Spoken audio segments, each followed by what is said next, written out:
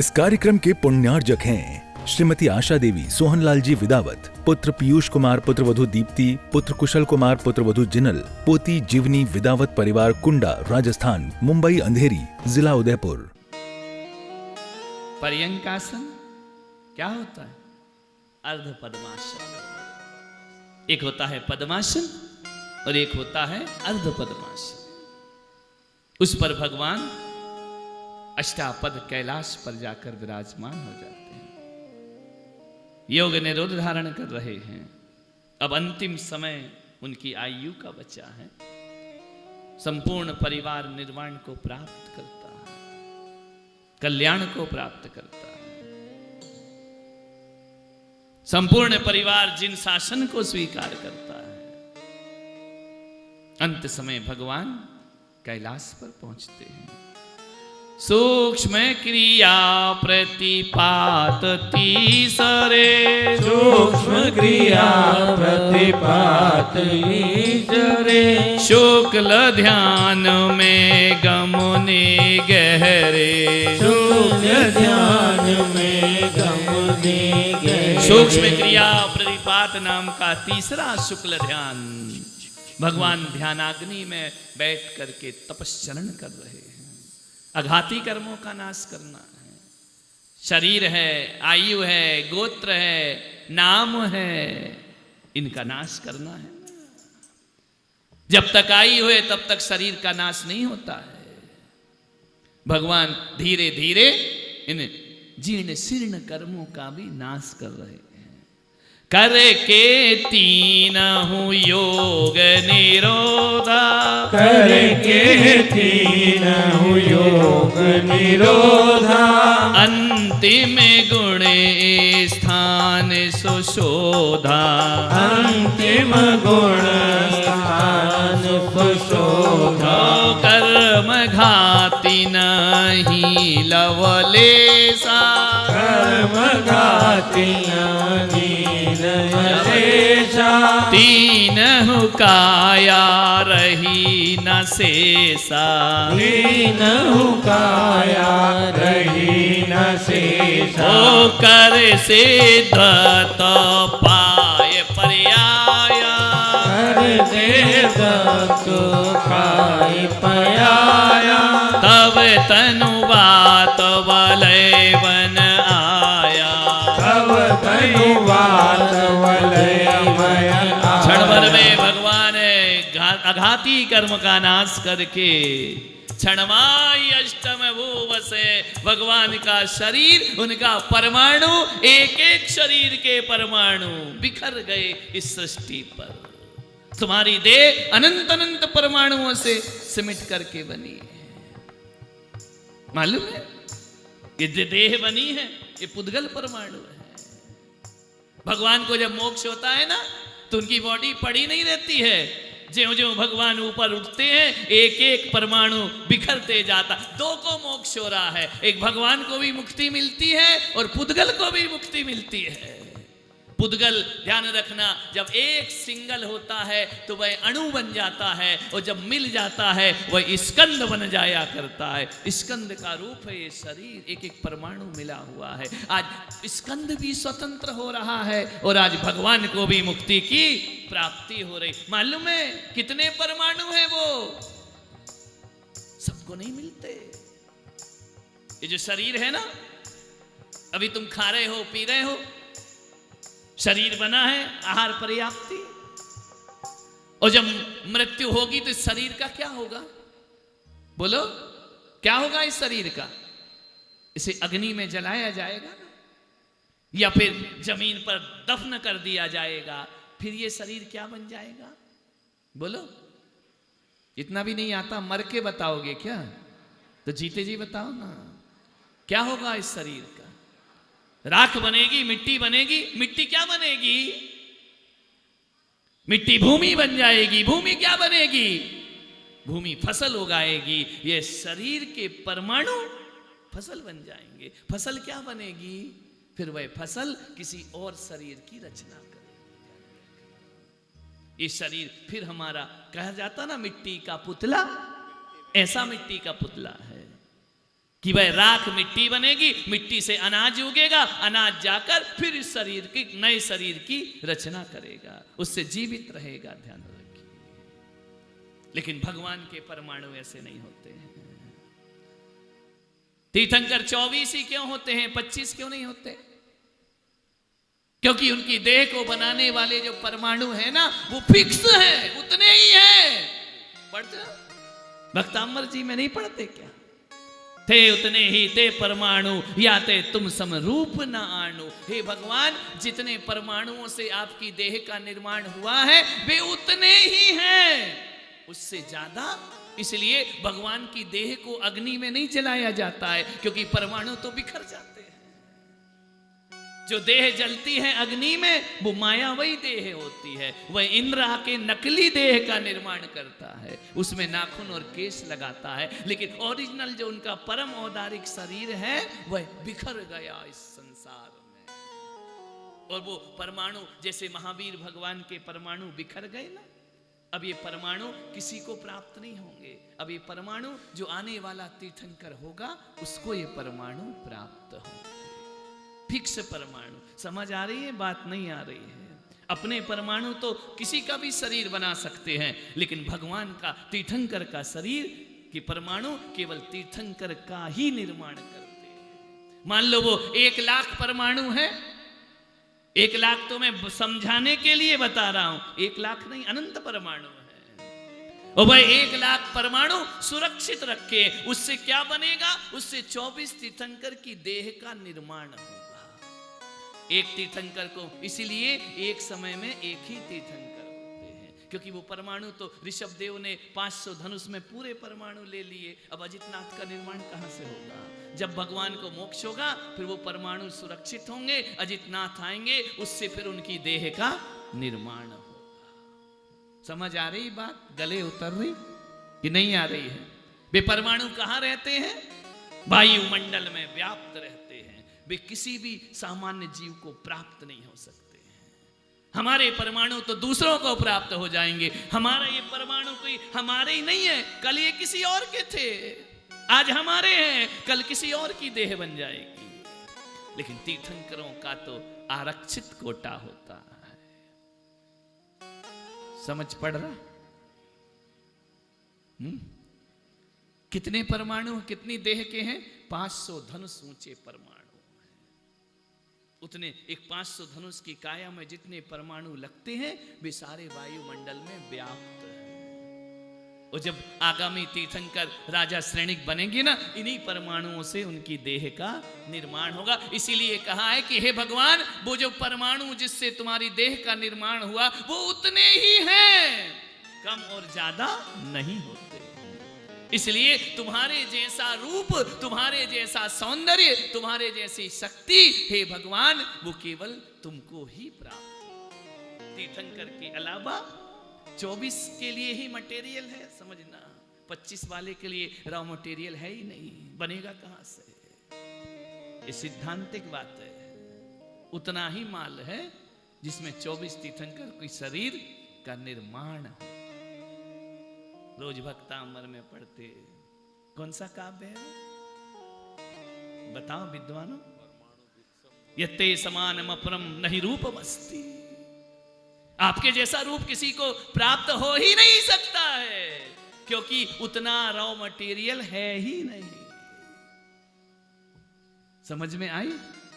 बोलो केसरिया नाथ की जय हो। मरुदेवी के लाल की, नाभिराय के लाल की जय हो। कथा उपसंहार को प्राप्त हो रही है। भगवान सिद्धत्त को प्राप्त कर गए। नेत निरंजन निकट शरीरा, नित्य निरंजन निकट शरीरा, आत्म स्वरूप लखत जगधीरा। आत्मस्वरूप लखत जगधीरा। ओ पावन पर्व मोक्ष कल्याणक। पावन पर्व मोक्ष कल्याणक। तीर्थंकर सुप्रथम जग जानत। तीर्थंकर सुप्रथम जग जानत। स्थापित किया शरीर तब शुभ्र पाल की लाय। प्रगटे अग्नि देवी हुई दिव्य हुई परया। बोल केसरिया लाल की। अग्नि का नाम अग्नि है, लेकिन जब वह अग्नि कुमार देवों के मस्तिष्क के किरीट से जब प्रकट होती है ना, तो अग्नि नहीं रहती। भगवान का शरीर छू करके वह पावक बन जाती है। क्या बन जाती है? पावक। अग्नि तो भोजन बनाती है, पावक जो है प्रभु की देह का संस्कार करती है। पावक का अर्थ क्या होता है? वह अग्नि जो भगवान की देह को छूकर पवित्र हो जाती है, उसे पावक कहा जाता है। उस पावक को हम क्या करते हैं? श्री जिनवर की आसिका लीजे शीस चढ़ाए। भव के पातक कटे। ये जो दीप जल रहा है ना, इसे उसी अग्नि की साक्षी समझो। उस अग्नि को देवतागण क्या करते हैं? श्री जिनवर की आसिका लीजे शीस चढ़ाए। रोज हाथ घुमाते हो, समझ में तो कुछ आते ही नहीं है। हाथ घुमाया, यूं किया, बोले ले ली आसिका।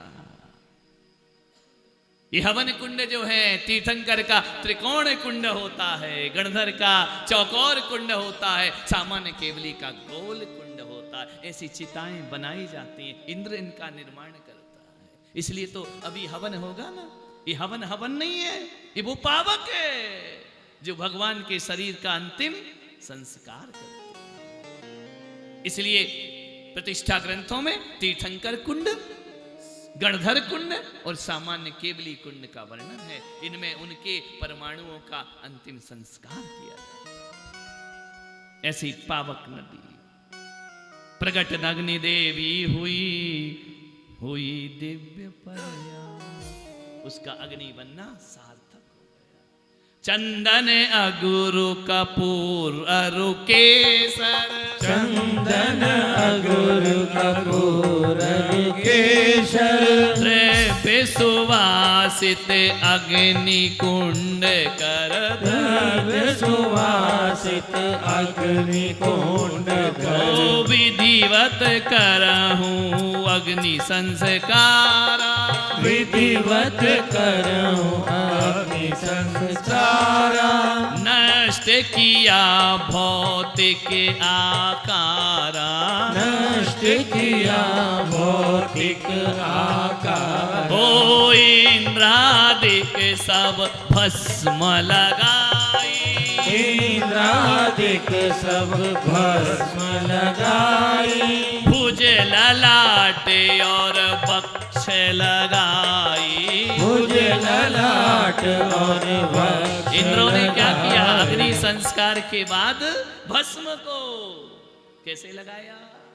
भुज ललाट और वक्ष, मस्तक पर, भुजाओं पर और वक्ष स्थल पर उस भस्म को लगाया। मालूम है भगवान महावीर का निर्वाण स्थल कौन सा है?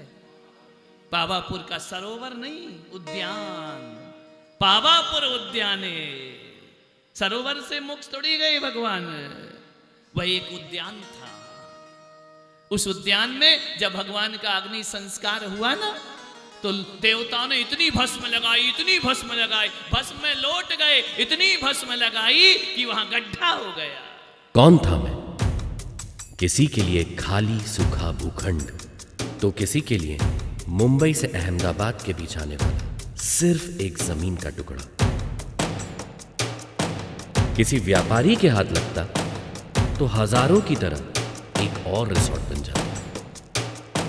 किसी बिल्डर के हाथ लगता तो लाखों और की तरह मैं भी एक टाउनशिप बन जाता, लेकिन मेरे भाग्य में करोड़ों में एक होना लिखा था। मेरे भाग्य में आचार्य श्री पुलक सागर जी का आशीर्वाद लिखा था। नरेन्द्रं फणीन्द्रं सुरेन्द्रं अधीशं शतेन्द्रं सुपूज्यं भजे नायशीशं मुनीन्द्रं गणेन्द्रं नमो जोडिहातं नमो देवदेवं सदा पार्श्वनाथ।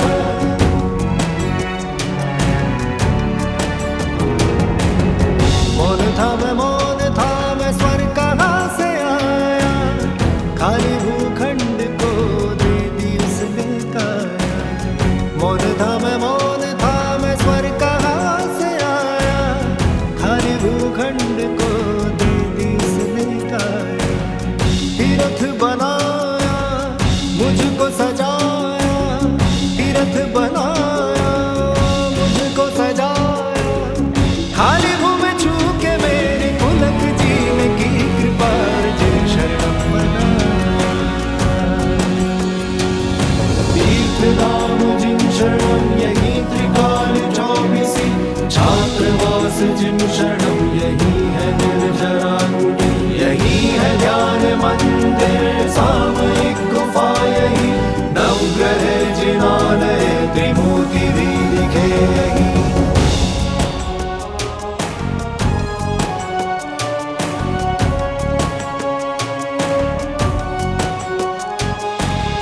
पुलक सागर को ये स्वप्न आया, खाली भूखंड ने उनको बुलाया। पुलक सागर को ये स्वप्न आया, खाली भूखंड ने उनको बुलाया। खोई हुई भूमि ने खुद को पाया, बंजर धरती पे पुष्प खिलाया। पारसनाथ के पाके दर्शन, पारसनाथ के पाके दर्शन। खाली भूमि छू के मेरी पुलक जी ने की कृपा अर्जुन शरणम बना।